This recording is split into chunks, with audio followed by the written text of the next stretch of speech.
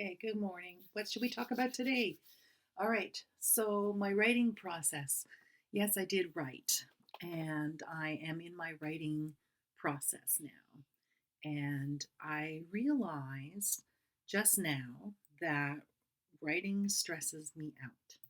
So, looks like I'm not going to be a writer for the rest of my life. I am eliminating stressors. I'm going to finish this paper and I'm going to finish writing all the other things that I want to write. But in terms of looking for publishers, I'm going to slow down and finish writing what I'm writing and then look for publishers afterwards because having a deadline really stresses me out. And I think that's going to be easier if I already have a finished product to uh, find a home for. All right. So, what is stressing me out really is that I'm writing about reality. I'm writing about my experiences, and it always comes down to when I'm looking at the methodology, what is real and what does experience tell us about reality? And so I think that I would like to think aloud a little bit about that. So I believe that reality is real. I also believe that my experiences are real. And I believe that my experiences are mediated through my senses and my mind, which is another sense, right? My awareness is a sense. And I believe that all of those senses provide my consciousness with a model of what's really out there outside of my own brain.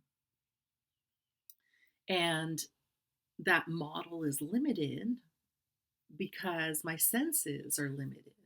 I don't see as well as an eagle. I don't smell as well as a dog, right? Um, I don't hear as well as who has awesome hearing? Cats,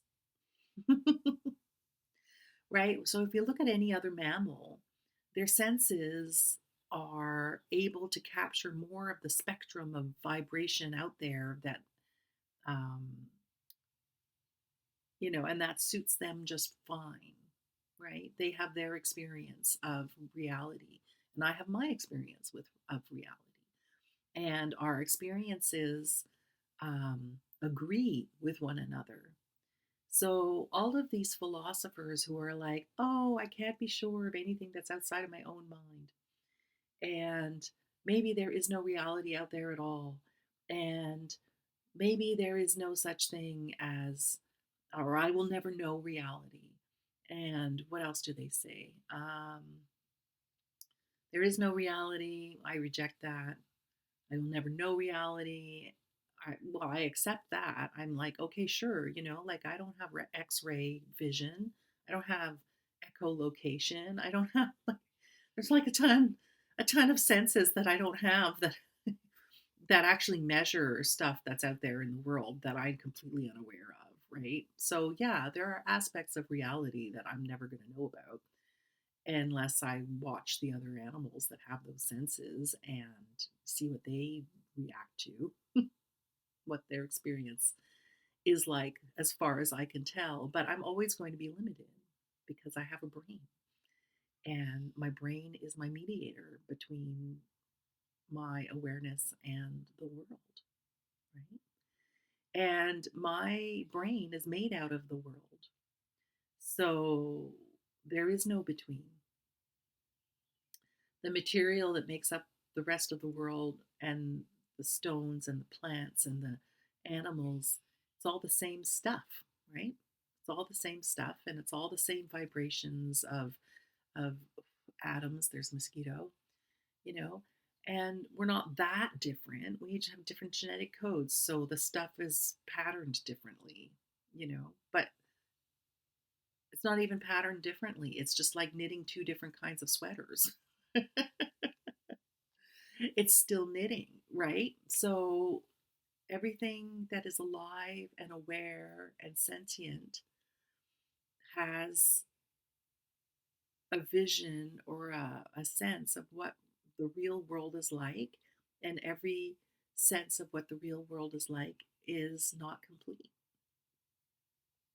And it's not that complicated. The philosophers have made it really complicated, and it's not. It's super simple. So when I'm writing about it, I'm like writing in everyday language because I want to be clear and understood. And I realize when I pare down all of the complicated language, that what I'm saying is very simple. That makes me feel like a bad writer or a bad thinker. But maybe I'm not. Maybe somebody needs to say it out loud. Scientific materialism is good. I agree with it. And I also put another layer on top of that, in that it is possible to scientifically examine one's own experience. What's so complicated about that? All right, so that's the part I'm writing today, and I'll let you know how I get along. Maybe not tomorrow, though. I had a bad sleep, so I'm going to have to take some rest today as well as doing a little bit of writing. And I might rest up tomorrow as well. All right, I'll talk to you later. Bye now.